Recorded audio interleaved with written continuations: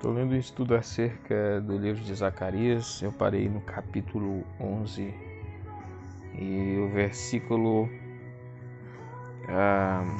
era o 10. Só que eu vou ler um pouco antes, para ficar legal aqui, como se eu estivesse começando do zero aqui, que ele está falando, citando Macabeus, o que ele fala aqui é impossível identificar estes pastores com alguma probabilidade. Uma miríade de tentativas já foi feita. Entre os pontos de vista mais tradicionais, o que considera o bom pastor como Onias III, o sumo sacerdote, em Jerusalém, 198 a 174 a.C., e os três destituídos como os três que assumiram o ofício por meio de suborno. E aí esses eram, quem eram eles, Eram Jazão, Menelau e Alcimus. E aí ele vai citar aqui a referência, olha só que ele deu, 2 Macabeus 4:1. É um dos mais prováveis. Outra interpretação semelhante é que o pastor é o filho de Onias III, também chamado Onias, mas que os três maus pastores expulsos são os filhos de Tobias. Esse ponto de vista baseia-se em grande parte na confusão dos dois Onias, feita por Joséfo em Guerras Judaicas 1.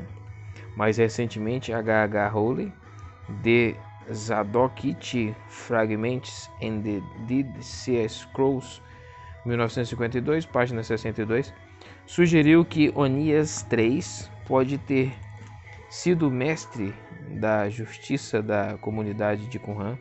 Semelhantemente, Serrabim de Zadokide Documents, 1956, página 30 a 31. Pensa que o pastor castigado, confira 13:7, pode bem ter sido mestre da justiça. Eu me cansei deles, do rebanho como um todo. Versículo 9, assim, o bom pastor abandona o seu rebanho diante da oposição irracional. Versículo 10, ele quebra a sua vara chamada favor para simbolizar o desagrado do Senhor e a anulação da aliança que ele tinha feito com todas as nações, embora se tenha em mente povo no singular. Confira versículo 14. Versículo 11, e assim os aflitos entenderam que essa palavra era do Senhor. Aqui devemos ler claramente os aflitos do rebanho, os poucos fiéis que reconhecem a palavra do Senhor, que conhecem a verdadeira autoridade quando a veem em ação. Versículo 12. Com esse término do seu ofício como pastor, o profeta pede a seu pagamento, mas não tem o apelo à consciência dos seus ouvintes. Então, eles me pagaram, no hebraico shakal, pesaram 30 moedas de prata, uma quantia irrisória estimada como compensação por um escravo em tempos antigos. Êxodo 21:32. Embora a cunhagem, como a conhecemos, não estivesse em uso naquela época, o verbo provavelmente significava pagaram. O verbo grego usado aqui na Septuaginta é reproduzido em Mateus 26:15. Versículo 13. O Senhor então ordena ao profeta: lance isto ao oleiro. O hebraico traz Yoser, que é oleiro, mas a versão siríaca traz Ossar, que é tesouro, que é preferido pela RSV. Mas Yoser aqui pode se referir ao moldador de prata ou ao fundidor de prata do templo. F.F. Bruce, The Book of Zechariah and the Passion Narrative, página 350, sugere que isso fornece o verdadeiro elo entre o campo do oleiro, Mateus 27, do 3 ao 10, e o dinheiro de sangue de Judas. O profeta trata esse pagamento com desprezo, como o valor pelo qual me avaliaram, no hebraico yakar, ser avaliado. A NVI consegue captar a ironia da ação, versículo 14, depois disso, quebrei união, pois após a rejeição do pastor escolhido do Senhor, vai haver pouco para manter a paz do rebanho por meio da união entre o norte e o sul. Versículo 15. Por meio da sua rejeição da boa liderança, o povo está, na verdade, escolhendo como alternativa o pastor insensato. Assim, o profeta descreve o seu caráter e seus atos. O seu fracasso ocorrerá nos aspectos positivos e negativos. Ele vai negligenciar quase todos os aspectos das responsabilidades do verdadeiro pastor, servindo antes a si mesmo e a seus fins. Ele se alimenta das ovelhas, arrancando as suas patas, isso é, jogando fora as carcaças quando terminou de usá-las. Versículo 17, e o oráculo termina com um poema bastante vívido. O pastor imprestável entra para ser julgado. Ele é paralisado e cegado. De uma só vez, ele se torna incapaz de defender o seu rebanho na hora do perigo, como também de vigiar sobre o seu bem-estar diário. 3. Sofrimento final de livramento. Aqui é o capítulo 12. Versículo 1. Esta é a palavra do Senhor. Confira comentário de 9:1 para Israel. Esses capítulos finais não fazem distinção alguma entre os reinos do norte e do sul. Israel aqui se refere à nação inteira. Confira 11:14. O tom cósmico dessa introdução constitui um prelúdio adequado ao caráter apocalíptico do que segue. Jerusalém está agora em grande parte no ponto central da mensagem do profeta até o final do livro. Versículo 2. A cidade está para se tornar uma taça que embriague, uma pedra pesada. Versículo 3. Jerusalém vai ser sitiada. Seus habitantes estarão em minoria desesperadora.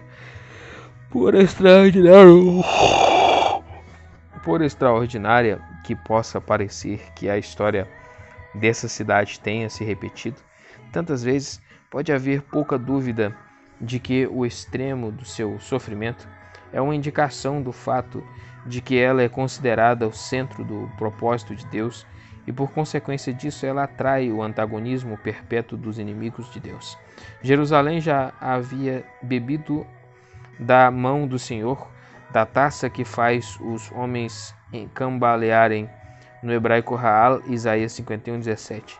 Agora, no entanto, ela mesma será uma taça que embriaga, no hebraico Sap Raal, da qual outros vão beber. Ela vai ser uma pedra pesada que vai causar feridas a quem tentar movê-la.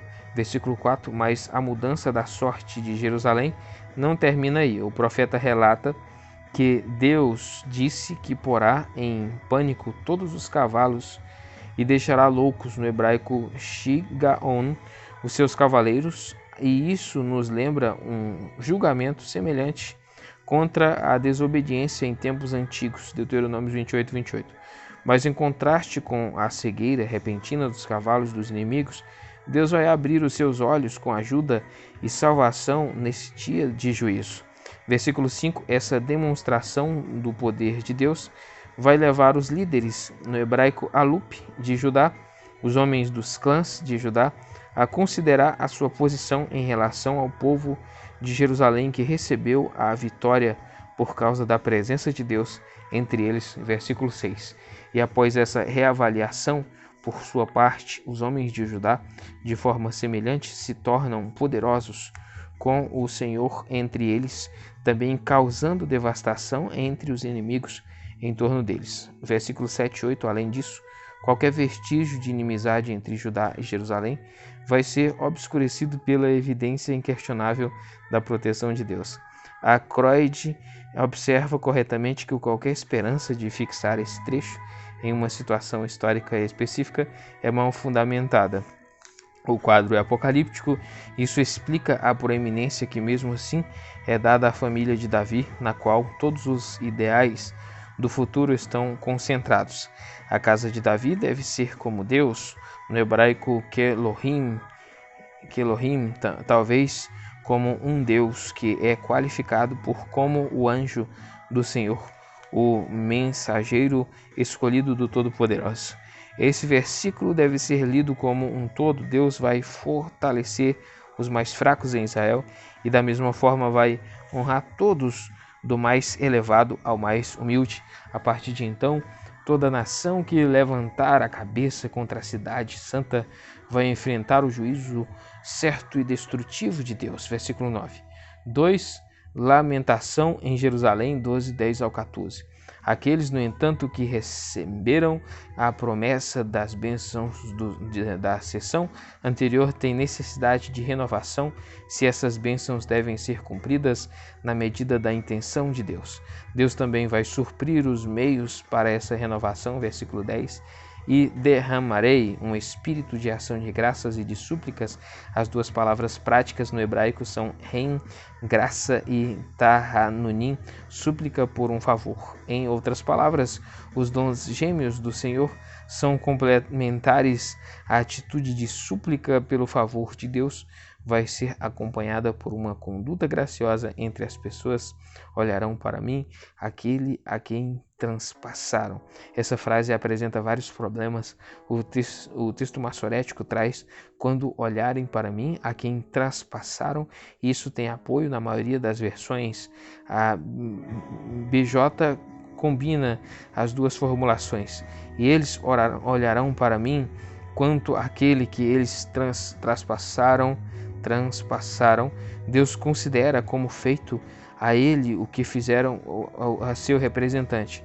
A formulação da RSV: a ele a quem tem apoio em alguns manuscritos hebraicos, nos pais da igreja e especialmente em Teodócio, com cujas versões concorda o uso desse versículo em João 19:37, mas o uso que João faz do texto é mais em forma da alusão do que referência direta. Se aceitarmos a formulação da RSV, então ou temos de levar em consideração a aplicação disso em alguma figura histórica, Onias 3, ou ao servo do cântico final em Isaías 52:13 e 53:12. Essa última interpretação é adotada pela maioria dos evangélicos, mas quase seguramente está incorreta. Um tratamento mais fundamentado e esclarecedor foi dado ao texto por D.R. Jones, Haggai, Zecaria, Malachi, TC, 1962, página 161, em que ele entende que a partícula acusativa da expressão significa concernente,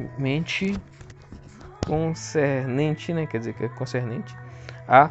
Isso tem algum apoio nos léxicos.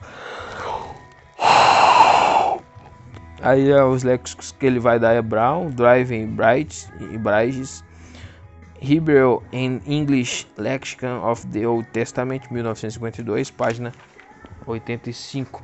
Leríamos então: eles olharão para mim, Deus concernente aqueles a quem traspassaram. À primeira vista, isso tem o mérito de harmonizar relativamente bem com a interpretação coletiva usual que se dá ao cântico do servo em Isaías, confira antes.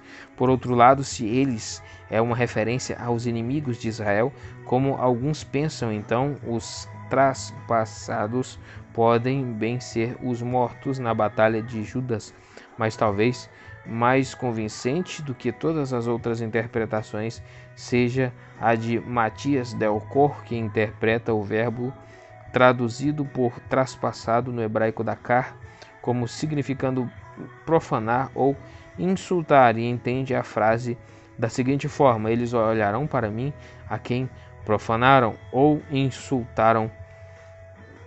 1951, página 189 a 199. E a referência é Zecaria 12:10, né? No caso que é um livro aqui, né? 12:10 em RB, e dá o ano de 1951, página 189 a 199. Como apoio a isso, é interessante observar que em Ezequiel 36:16 a 21, um sinônimo do verbo do hebraico dakar, ou seja, halal, é traduzido por profanar. Versículo 11. Esse lamento vai ser como os que choraram em Haddad-Rimon, no vale de Meguido. Os comentaristas que entendem Haddad-Rimon como o nome de lugar geralmente seguem a interpretação de Jerônimo, associando-o a uma cidade perto do vale de Megido e possivelmente identificada em tempos modernos com Tel Mutezelin. Muito mais provável, no entanto, é a sugestão de que esse é o nome de um deus da fertilidade, 2 Reis 5,18, cuja morte era chorada anualmente na época da seca de forma bastante semelhante ao choro por Tamuz, que foi condenado na margem de Ezequiel. Ezequiel 8,14 e F.F. Bruce sugeriu ainda que esse ritual litúrgico pode ter sido associado ao memorial anual por Josias, 2 Crônicas 35:25, que foi morto na Batalha de Megido. Diz Stratt, 1968, página 111. Delcourt chega a uma conclusão semelhante, embora por uma via diferente. Ele acha que um exame do texto aramaico do trecho revela que deveria ser emendado da seguinte forma: o lamento daquele dia será parecido com o lamento pelo filho de Amon e Josias no vale de Megido. Confira Deux, passagens difíceis, Zacarias 12:11, et 11:13, 1953, página 67 a 73. Versículo 12:13. Que essa grande penitência é um produto do presente de Deus, confira versículo 10. É endossado por sua natureza espontânea. Cada família, cada grupo chora com remorso, embora a casa real e a casa sacerdotal sejam mencionadas especialmente, talvez porque o povo segue o seu exemplo genuíno. 3. A eliminação da impureza, 13, do 1 ao 6. Versículo 1. O fervor apocalíptico, até mesmo escatológico, da mensagem é destacado para a repetição de naquele dia, versículo 2, 4 e etc. O sinal do arrependimento de Israel faz provisão para a remoção da sua impureza. É uma fonte, provavelmente se tem em mente a promessa de Ezequiel, confira 36:25. Isso vai lidar tanto com o pecado, no hebraico hatat, ou erro, quanto com a impureza, no hebraico nidá, denotando impureza ritual, e provavelmente como referência mais específica à idolatria. Confira também Ezequiel 36:17. Versículo 2. Os nomes dos ídolos indicam que um lugar de primazia tinha sido dado aos poderes que não eram o poder de Deus. Esses precisam ser postos de lado. A prioridade da atenção é dada, no entanto, à profecia falsa, descrita coletivamente como tanto os profetas como o espírito imundo. A última expressão no hebraico ruach hatumea ocorre somente aqui no Antigo Testamento. Nem sempre é tão fácil distinguir os poderes espirituais e, de acordo com a essência da causa, qualquer distinção entre o verdadeiro e falso precisa ser feita cuidadosa e claramente. Uma ênfase que também encontramos no Novo Testamento, 1 Coríntios 2:13 e 1 João 4:6. Entretanto, a essência da distinção está em cortar todas as associações com o espírito da impureza, em contraste com o Espírito de Deus, que no Novo Testamento em especial é regularmente designado de o Espírito Santo. Versículo 3. Apesar da eliminação dos falsos profetas, a possibilidade de seu reaparecimento continua uma ameaça. Mas naquele dia, a qualidade da renovação de Israel vai ser tal que até aqueles que estão bem perto dos falsos profetas vão ter mais consideração pela verdade do que pelos parentes e os esfaquearão. Confira 12:10. Essa ocorrência repetida do verbo hebraico dakar torna inconcebível a ideia de que o profeta está, na verdade, desculpando o homicídio. Algum tipo de denúncia deve estar na mente do autor e, nesse caso, reforça-se a interpretação sugerida para esse verbo em 12:10. Versículo 4. O resultado dessa rejeição total da falsa profecia será que a obra do profeta não terá mais status profissional. O manto de profeta, feito de pele, vai valer pouco e as palavras podem até mesmo sugerir que vai ser reconhecido como uniforme da desgraça e vergonha.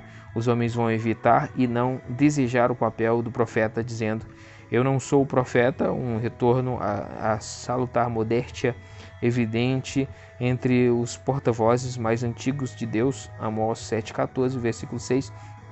Mas os falsos profetas, reconhecendo o juízo contra a sua classe, vão fazer todas as tentativas de ocultar sua associação com a falsa profecia, se perguntar a um deles: que feridas são estas no seu corpo?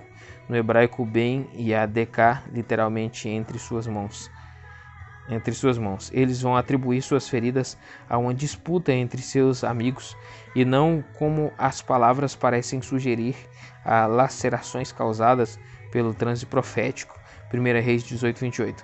Existe a possibilidade, se a tradução usual do hebraico Dakar, versículo 3, for aceita, de que a resposta esteja indicando que o falso profeta na verdade sofreu nas mãos dos seus pais. 4. Depurando o remanescente, 3 do 7 ao 9. Esse é o poema final do livro.